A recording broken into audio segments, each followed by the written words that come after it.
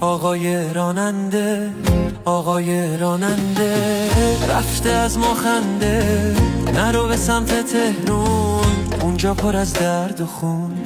نرو به سمت تهرون، نمیخوام باشم تو این زمون.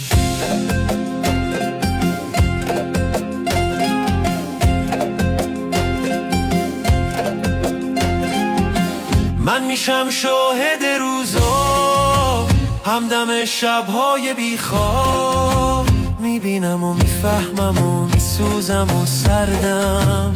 تو خیابونا له میشم، زخمامم قد دردم. میشه هر روز بدتر از قبلم. همه چیزو خوردن و کندن و رفتن.